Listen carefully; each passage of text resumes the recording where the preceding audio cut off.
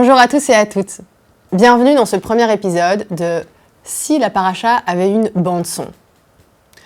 Moi qui ai toujours vécu avec une mélodie dans ma tête, je vous propose un voyage musical aujourd'hui autour de la paracha. Et je dois vous avouer que j'étais particulièrement heureuse quand Ruben m'a suggéré de commencer avec cette chronique, avec la paracha Chai et Sarah. Car cette paracha contient, selon moi, tous les éléments d'une grande histoire. La mort, l'amour et l'argent. Alors, quelle musique veut-on entendre ? Notre paracha débute dans le silence. Je vous demande d'imaginer la mise en scène suivante. Le rideau s'ouvre sur une scène, nue, noire, avec au milieu, seule, une femme se tenant debout, éclairée par un ray de lumière, et après quelques secondes de silence, elle s'écroule. Je vous présente Sarah, la première matriarche de l'histoire du peuple juif. Elle vient d'apprendre la mort de son unique fils, désiré, prié, rêvé, tant attendu, sa seule promesse d'avenir, celui qui leur donnerait à elle et à Abraham une descendance plus nombreuse que les étoiles. J'ai nommé Isaac. Il y a 3 jours de cela, Abraham et leur fils Isaac ont disparu. Ils sont partis un matin au lever du soleil sans laisser de traces. On vient de lui apprendre qu'Abraham, guidé par une vision céleste ou un trip ayahuasca qui aurait vraiment très mal tourné, aurait placé son fils sur un bûcher pour l'offrir en sacrifice. En apprenant cela, elle s'effondre et meurt sur le coup. Notre première matriarche meurt de douleur. Et la musique qui me vient immédiatement à l'esprit est celle de la mère de Tybalt dans le ballet de Roméo et Juliette, une adaptation de la pièce de Shakespeare, composée par Sergueï Prokofiev en 1936, au cœur même des purges staliniennes. Un truc qui ferait comme ça. Tin, tin, tin, tin, tin.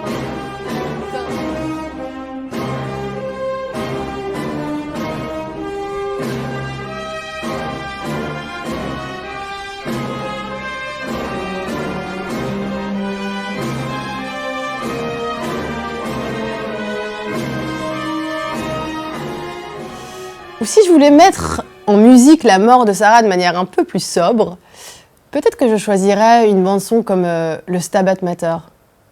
Je ne sais pas si vous connaissez ce texte médiéval qui commence par les mots suivants. Stabat Mater Dolorosa. La mère se tenait douloureuse. On y voit Marie, la mère de Jésus, debout au pied de la croix, en train de tenir sa souffrance en silence devant la mort de son unique fils.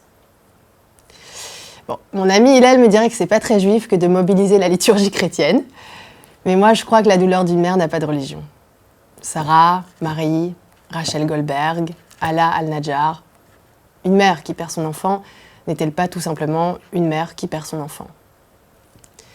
Je vous propose donc la version du Stabat Mater de Pergolesi, composée en 1736, à l'approche de sa propre mort à lui, et qui me donne toujours un peu les frissons.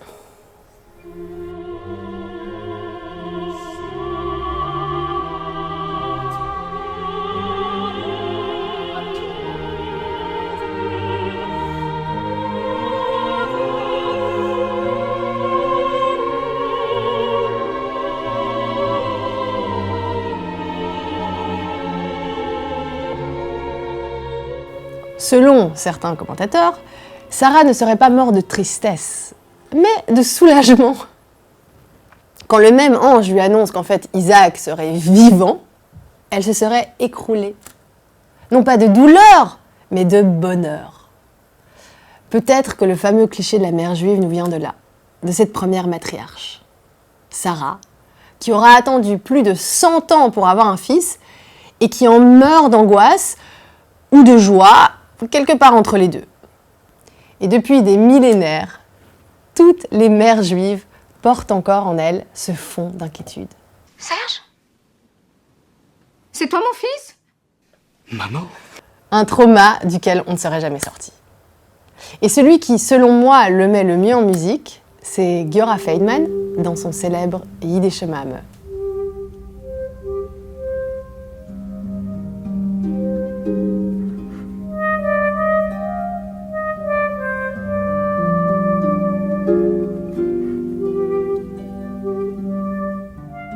après la mort vient, évidemment, l'amour, l'amour, l'amour, dont on parle toujours.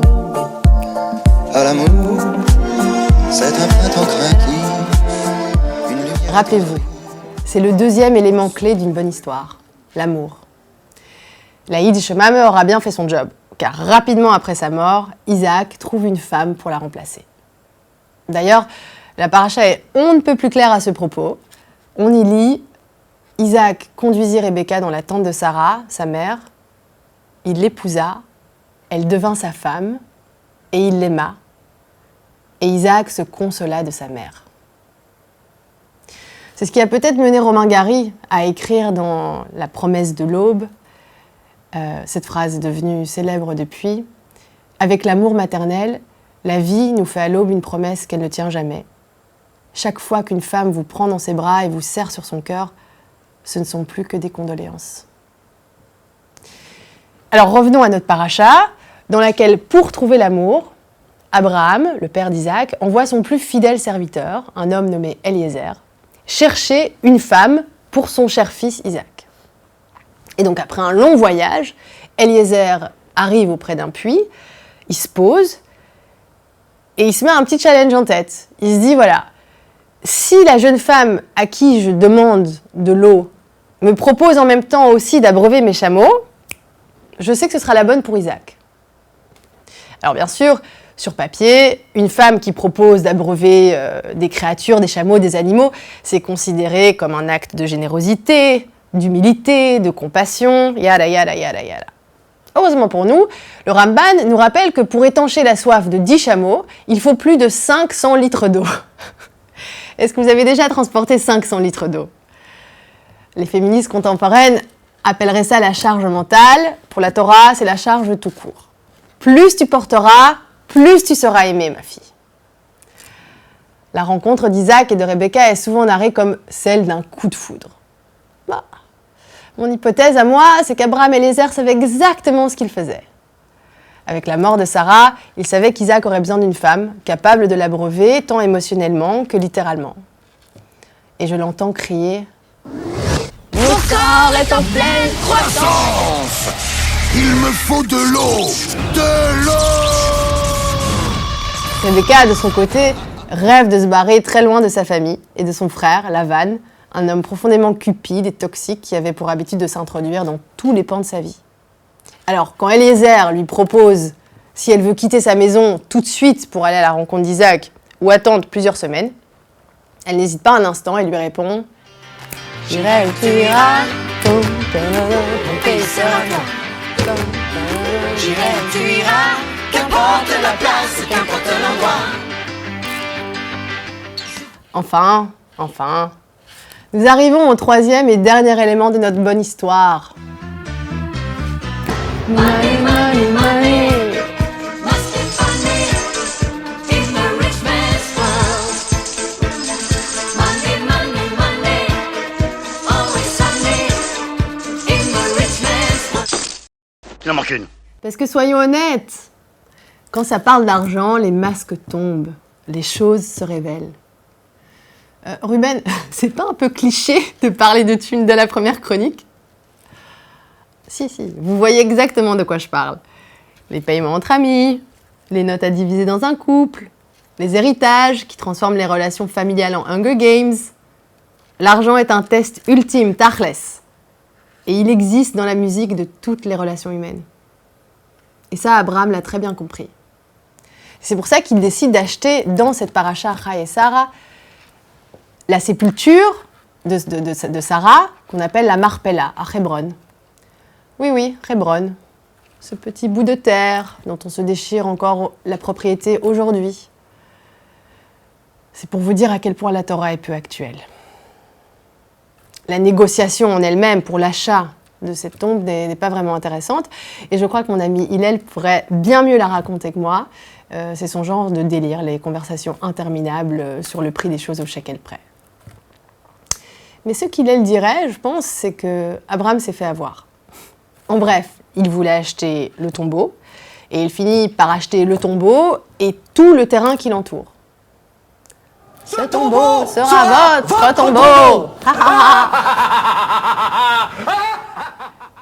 Mais moi, ce qui me marque, c'est qu'au final, on ressent enfin un geste de reconnaissance de la part d'Abraham pour celle qui fut sa femme, sa nièce, sa sœur, la mère de son enfant, sa partenaire de galère. Comme si enfin, il venait rééquilibrer une situation qui durant longtemps ne l'avait pas été. En d'autres mots, dans leur histoire conjugale, Abraham s'est fait pas mal de sous sur le dos, ou devrais-je dire même sur le corps de Sarah. Vous n'avez pas de sœur? Je lui ai dit qui était l'appareil, et elle m'a dit sa sœur. À 2 reprises. Une fois auprès de Pharaon et une fois auprès du roi Avimelech, quelques années plus tard, il l'a fait passer pour sa sœur. Et en effet, Sarah était une femme d'une grande beauté, et donc il risquait de se faire tuer. C'est pas votre sœur. C'est son nom, sa sœur. Marlène, sa sœur. Mais dans les 2 épisodes, il est amusant de constater qu'Abraham en ressort à chaque fois plus enrichi, en bétail, en pierre, en argent. Sarah est donc littéralement monnayée. Je pouvais pas savoir, moi. Elle me dit, c'est Marlène, sa sœur. Avouez que c'est confusant. Et on peut lire aussi dans les commentaires que c'est seulement en arrivant en Égypte la première fois qu'Abraham réalise la grande beauté de Sarah. Il y a écrit textuellement dans les commentaires qu'en fait, il ne l'avait jamais regardée avant. Tu m'étonnes qu'elle restera stérile toute sa vie. Et vous connaissez la suite. Abraham concevra son premier fils, Ismaël, avec Agar, ce qui constitue pour Sarah l'humiliation ultime. Et chaque meuble se souvient, dans cette chambre sans berceau, des éclats des vieilles tempêtes. Plus rien ne ressemblait à rien, tu avais perdu. Retournons donc au texte une dernière fois. Après la mort de Sarah, après la rencontre de Isaac et de Rebecca, Abraham se remariera avec une certaine Kétoura, que les commentateurs estiment être nul autre que, je vous le donne en 1000, Agar, avec qui il aura encore 6 autres enfants. La paracha se referme sur la mort d'Ismaël et celle d'Abraham, enterré auprès de Sarah à Marpella. Voilà. J'étais particulièrement heureuse de commencer cette chronique avec la paracha Chai et Sarah, car cette paracha contient selon moi tous les éléments d'une grande histoire. La mort, l'amour et l'argent. La mort, parce que littéralement, elle ouvre et ferme ce récit, comme pour nous rappeler que la vie, finalement, c'est ce très court passage entre les deux. L'amour, parce qu'entre Sarah, Rebecca, Agar, Kétoura, cette paracha semble nous présenter plusieurs modalités de ce qu'on appelle le couple, avec toutes les blessures laissées en chemin. Cette paracha, celle qui porte le patronyme de la première matriarche de l'histoire, nous raconte le grand bordel que constituent les histoires d'amour. Ni saintes, ni pures, souvent compliquées, jamais évidentes, en somme humaines. Enfin, l'argent, parce que quelque part, symboliquement, c'est l'argent qui vient sceller tout ça. C'est avec l'achat de cette tombe qu'Abraham transforme la perte en mémoire et qu'il donne un prix à ce qu'il n'en a pas. Pierre Réverdy écrit « Il n'y a pas d'amour, que des preuves d'amour ». À travers cette tombe achetée, cette terre disputée, ce geste d'honneur un peu tardif, ce qu'on y apprend, c'est peut-être qu'aimer, ce n'est pas toujours bien faire, mais essayer jusqu'au bout. We've come a long, long way together, through the hard times and the good. I have to celebrate you, baby. I have to praise you like I should.